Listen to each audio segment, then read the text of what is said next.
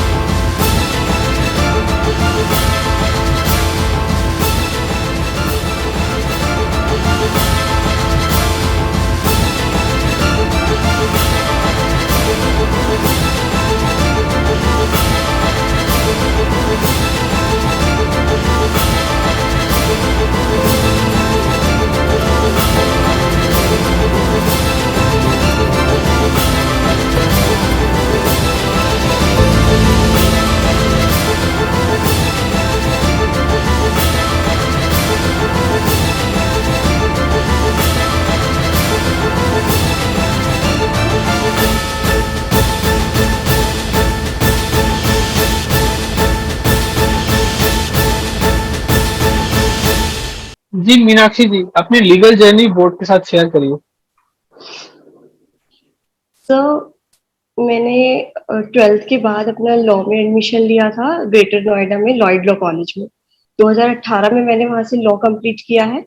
उसके बाद से ही मैं कंटिन्यूअसली जुडिशियल सर्विस एग्जाम की तैयारी कर रही हूँ। एंड ड्यूरिंग दिस पीरियड मैंने 2 बार एमपी जुडिशियल सर्विसेज के मेंस दिए हैं और एक बार मैंने हरियाणा जुडिशियल सर्विस का मेंस दिया है। और सर ये यूपी जुडिशियल सर्विस का मेरा दूसरा मेंस है, लेकिन मेरा पहला इंटरव्यू है। तो आपने इस बीच में एलएलएम करा या एडवोकेसी कुछ?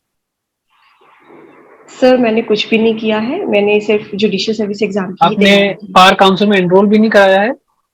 सर करा रखा है। क्या एनरोलमेंट नंबर है आपका? Sir D7654 bye 2018। 2018 में रजिस्ट्रेशन करा लिया था। तब से आपने 5 साल में प्रैक्टिस करने का नहीं सोचा? No sir. क्या रीजन रहा उसके पीछे? सर मुझे जज ही बनना है, तो मैं उसी पर कंटिन्यूअसली वर्क कर रही हूँ। Okay. आप बताइए ऐसे केसेस जहां सेकेंडरी एविडेंस दिया जा सकता है। Sir section 63 talks about so section 65 talks of Indian Evidence Act talks about certain circumstances in which the secondary evidence can be given when the first one is when the original is in the possession of opposite party and the notice has been sent to the opposite party for production of document but he does not produce it. Secondly, when the party has admitted the facts in writing in any at any time of the suit. Thirdly, when it has been destroyed without the negligence of the party. Fourthly, when the certified copy of the document is okay, accepted. What is the difference between patent and latent ambiguity? So, patent and latent ambiguity is recognized under, from section 93 to section 100, in which it is provided that section 93 and 94 talks about patent, which means if the defect is apparent on the face of record, then the parties will not be allowed to give the evidence to prove that. However, on the other hand, if the ambiguity is latent, then the party can give the evidence. Okay, how can previous conviction be proved? The previous conviction can be proved by the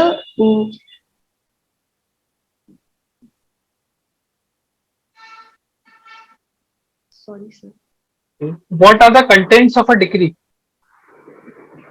So order 20 deals with the order 20 rule 6 deals with the content of decree, which provides that decree must contain the uh, name of the parties and the concise statement and the points for determination, reasons and the decision for reasons. Okay. If money has been awarded under a decree, how can its payment be made? So, Order 21, Rule 1 talks about the payment decree, mode of payment of the decree. Yes. If the decree is for the payment of money, it says that money can be paid by delivering it to the decree holder or by depositing it in the court. What is the evidentiary value of hostile testimony of hostile witness? So, Section 154 of Indian Evidence Act talks about the hostile witness, which says that if the party if the witness becomes hostile, does not give the sorry, sir. So, if if the person party who calls the witness and the witness gives the testimony against the party who is he is known as the hostile witness, and the court cannot deny the whole testimony of the witness. It can be used for the corroboration of the evidence. Do you know any leading case on it? Sorry, sir. आप बताइए ऐसे cases जहां temporary injunction दिया जा सकता है. So, Order 39, Rule 1 talks about the Code of Civil Procedure talks about temporary injunction. It can be given on the three grounds. That the first one is if the defendant threatens to injure the property, it is in the danger of damage being wasted or alienated. And the second one is defendant threatens to dispossess the plaintiff from the property. Okay. आपकी hobbies क्या है? Sir, I like to spend my time with my parents and diary writing. Okay, thank you. Ashok sir, please continue. Thank you, sir. Yes, madam. What is the difference between Article 15 subclause 4 and Article 16 subclause 4? So, Article 15 subclause 4 talks about state can make law for the advancement of scheduled caste, scheduled tribe, other backward classes. However, on the other hand, Article 16(4) clause 4 talks about the horizontal reservation in the employment of opportunity. Okay. What is the difference between permanent injunction and temporary injunction? So, temporary injunctions are for a limited period. It can be granted at any stage. And however, on the other hand, perpetual injunctions are granted only after hearing of the case and on the merit of the case. Permanent injunction के लिए कौन से act में जाना पड़ेगा? Sir, specific relief act section 38. Okay.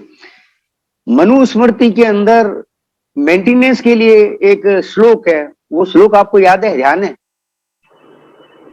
Sorry sir. Okay okay. आप ये बताइए कि एक न्यायिक कर्मचारी एक सेशन जज के खिलाफ के अंदर एक क्रिमिनल कंप्लेंट दायर करता है. बात समझ में आ रही है ना? एक न्यायिक कर्मचारी सेशन जज के खिलाफ में क्रिमिनल कंप्लेंट दायर करता है. उस क्रिमिनल कंप्लेंट का फेट क्या होगा? उसमें आप क्या कार्रवाई करेंगे सबसे पहले, जैसे क्रिमिनल कंप्लेंट पेश कर दी तो?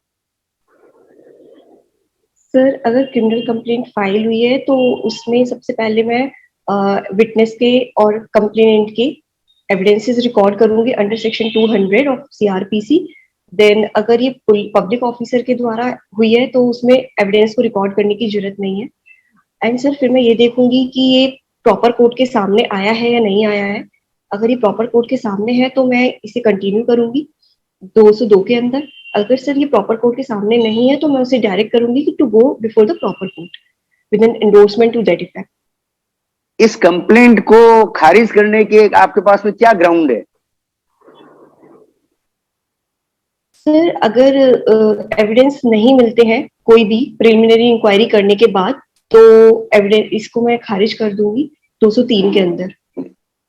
नहीं, एविडेंस मिलती है तो भी कैसे खारिज करोगे? एविडेंस मिलने के बावजूद भी किस ग्राउंड पर खारिज किया जा सकता है? Sorry sir. यस मैडम, आप प्लीज कंटिन्यू कीजिए. Saloni madam. Thank you sir. जी. ओके. मीनाक्षी मैम जी, आपने ग्रेटर नोएडा से पढ़ाई करी है? जी मैम. आप न्यू नोएडा के बारे में जानती हैं, क्या है ये? Ma'am which one? New Noida, अभी न्यूज में है ये काफी। Sorry ma'am. चलिए ठीक है, आप ये बताइए कि ए व्यक्ति घर में अकेला रहता है, रात को उसे लगा कि कोई घर में आ रहा है, उसने देखा कि उसका मेन दरवाजा टूटा हुआ था, उसने उस पर्सन को भी देख लिया जो घर के अंदर घुसा है, उसने उसे शूट कर दिया और वह सामने वाला व्यक्ति मर गया। क्या यहाँ पे ए ने कोई ऑफेंस किया है?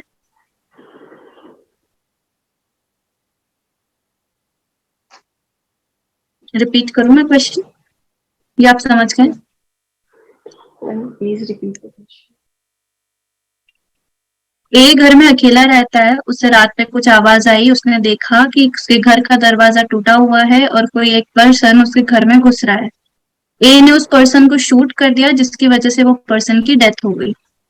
क्या ए ने यहाँ पे कोई ऑफेंस किया है? Ma'am no offence. क्यों नहीं है ऑफेंस ये? मैम रीजन बताइए। राइट ऑफ प्राइवेट डिफेंस में किया है उसने ये काम। रात हो रही थी, वो घर के अंदर अकेला था, अकेला रहता है तो पब्लिक अथॉरिटीज के पास इजीली नहीं जा सकता है, वो इसमें अपने को बचाने के लिए वो ऐसा ऑफेंस कर सकता है। ये right of private defence against body है या अगेंस्ट प्रॉपर्टी है? Ma'am both, against body as well as against property. It in this किन केसेस में हम डेथ कॉज कर सकते हैं? Ma'am, Section 100 of Indian Penal Code talks about certain cases in which the death can be caused in exercise of right of private defense. The first one is when the act is likely to cause the death or grievous hurt, or when it is likely to cause the kidnapping or abduction, it is likely to cause rape, or it is likely to cause wrongful confining a person, and acid attacks, and gratifying unnatural lust. चलिए ठीक है, जो सामने वाला person था वो घर तोड़ के उसका मेन डोर तोड़ के अंदर आ रहा था, क्या उसने कोई ऑफेंस किया था? Ma'am, danger to मैम क्या, can you repeat the question ma'am? जो सामने वाले पर्सन जिसकी डेथ हुई है वो उसका मेन डोर तोड़ के घर में आ रहा था, अगर वो जिंदा होता तो क्या उसने कोई ऑफेंस किया था? Yes ma'am. Ma'am housebreaking. Housebreaking by night कौन सा सेक्शन है? मैम 445। पनिशमेंट कहाँ पे है इसकी? Ma'am sorry I couldn't recall the answer. चलिए ठीक है, आप प्रूफ और एविडेंस के बीच में डिफरेंस बता सकती है? Proof and evidence.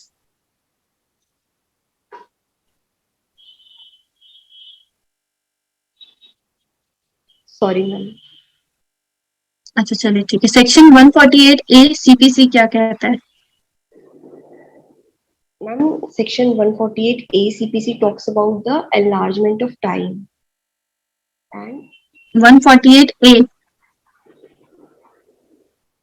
yes ma'am, it is enlargement of time. It is about enlargement of time. Caveat कहाँ पर है फिर? Ma'am, caveat is in section 148. Sure है आप? Ma'am, as far as I am able to recall, I'm sure. Who is an indigent person? Ma'am, a person, Order 33 talks about an indigent person. An indigent person is a person who does not have a sufficient amount of money to pay the court fee, or a property which worth of value 1,000 rupees. ठीक है, आप section 309 IPC बता दीजिए क्या है? Ma'am, 309 IPC talks about attempt to commit suicide. If a person कितनी punishment है इसकी? Ma'am, sorry ma'am, I'm not aware. चलिए ठीक है, तो आपका इंटरव्यू यहाँ पे हम खत्म कर रहे हैं, फीडबैक से स्टार्ट करते हैं, प्लस एंड माइनस पॉइंट्स आपको बताएंगे, ठीक है?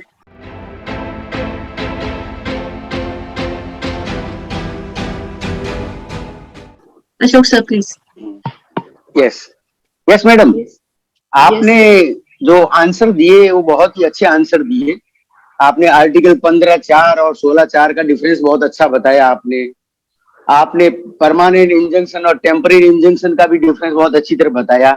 लेकिन मेरे को ऐसा लगा कि आपने सब डरते डरते बताया है। आप अपनी जो बॉडी लैंग्वेज है उसके अंदर थोड़ा मुस्कुराहट का पुट और डाल दें तो उसके अंदर आपका आंसर और ही अच्छा ब्यूटीफाई हो सकता है। इसलिए आप बड़े कॉन्फिडेंस के आपको आता सब कुछ है, इसीलिए तो आपने आंसर सही बताए हैं। लेकिन आप न तो मुस्कुराते हैं न कुछ करते हैं, तो आपको स्माइलिंग फेस के साथ में अपने आंसर देने चाहिए, तो आपका व्यक्तित्व और आगे उभर करके आएगा। दूसरा, हमने आपको मनुस्मृति की बातें पूछी थी। हम चाहते थे कि आपको हिस्टोरिकल बैकग्राउंड भी आना चाहिए। आपको 125 सीआरपीसी तो आता है, लेकिन आपको इसका बैकग्राउंड क्या है, इंडियन रेलेवेंस हर चीज में देखी जाएगी। आपको इसका जो श्लोक है मनुस्मृति के अंदर, वो हूबहू आज का 125 है। वृद्धो च माता पितरो साध्वी भार्या सुत शिशु अपकार्य सतम कृत्वा भर्तव्या मनुब्रवीत। भार्या के आगे साध्वी शब्द यूज किया है। It means she should not be living in adultery. वो साध्वी भार्या के ही साध्वी होनी चाहिए। और अपने इसके अंदर भी ऐसा ही है कि if she is living in adultery she can not get the maintenance, है ना। तो वही जो बात कही हुई है मनुस्मृति में, उसको एज इट इज 125 में इनकॉर्पोरेट किया है। तो आपको हिस्टोरिकल बैकग्राउंड के बारे में जानकारी होनी चाहिए, ठीक है ना। दूसरा, हमने ये कहा कि आप एक प्रैक्टिकल प्रॉब्लम में आपका थोड़ा सा आप कमजोर लगे मेरे को, प्रैक्टिकल प्रॉब्लम में ऐसा कॉन्फिडेंस झलकना चाहिए आपके अंदर, है ना, वो उसका थोड़ा इंप्रूव कीजिए। Wish you all the best for your success. हाँ, एक और बताऊंगा, मैंने आपको जुडिशियल वो न्यायिक कर्मचारी उसके बारे में कहा कि उसने केस प्रूव भी कर दिया है, तो भी आपको किस आधार पर खारिज करेंगे, तो अपने आप में सीधा साधा 197 सीआरपीसी, एक सेशन जज के खिलाफ आप मुकदमा दायर करने जा रहे हैं, तो 197 के तहत वो प्रोटेक्टेड है वो व्यक्ति, तो 197 के आधार पर आप उस कंप्लेंट को खारिज भी कर सकते हैं, भले उसने प्रूव कर दिया हो तो भी क्या है, 197 की से अनुमति थोड़ी ली है अभी तक उसने, है ना। तो उसको थोड़ा सा ध्यान देखते हुए आप कीजिए, प्रेजेंस ऑफ माइंड के हिसाब से आप काम कीजिए। Wish you all the best for your success. Yes Mridul ji. जी सर, मीनाक्षी जी कुछ प्लस पॉइंट्स मैं बताता हूँ आपके। लीगल प्रोविजंस पे, बैरेट के प्रोविजंस पे बहुत अच्छा कमांड है आपका, उसको बनाए रखिए। आपने कुछ आंसर बहुत अच्छे से, जैसे एम्बिग्विटी वाला आपने बहुत अच्छे से समझाया, कंटेंट्स ऑफ डिक्री आपने बहुत अच्छे से समझाया, पर जहां आपसे थोड़ी गलती हुई वहां हुई प्रीवियस कन्विक्शन वाले पॉइंट पे। आप आंसर क्वेश्चंस के बाद थोड़ा सा आप नर्वस हो जाती है। आप कोशिश ये करिए, अगर आप नर्वस नहीं होंगे, एक स्माइलिंग फेस रखेंगे, तो बोर्ड को भी ऐसा लगेगा कि आप कॉन्फिडेंट है। आपको अपना कॉन्फिडेंस शो करना है। अगर आप कॉन्फिडेंस लैक करेंगे तो बोर्ड आपको ऐसे ही क्वेश्चन पूछेगा कि आप और नर्वस होते जाएंगे। तब इस पर थोड़ा वर्क ऑन करिए बस, बाकी सब बहुत अच्छा है। All the best. Thank you sir. Introduction में आपने जैसे जो अटेम्प्ट्स बताए हैं, आप इसको अवॉइड कर सकती हैं। आपके इंट्रोडक्शन में आपको सिर्फ आपके बारे में, आपके स्टडीज के बारे में और आपकी हॉबीज बतानी है। आप प्रीवियस अटेम्प्ट्स को शो करना अवॉइड कीजिए। अगर वो आपसे पूछते हैं कि इस गैप में आपने क्या किया, तब आप बिल्कुल बता सकती हैं कि क्या क्या हुआ है, ठीक है। इसको अवॉइड करना है। आप स्माइल रखिए, आप स्माइल अभी भी नहीं कर रही हैं। ठीक है मैम डर लग रहा है। वाकई आपका लीगल नॉलेज बहुत अच्छा है। आप स्माइल और बिल्कुल कॉन्फिडेंटली आंसर कीजिए। बहुत अच्छे आंसर्स दिए आपने। इस बार बिल्कुल आप बनेंगी, निराश होने की जरूरत नहीं पड़ेगी आपको।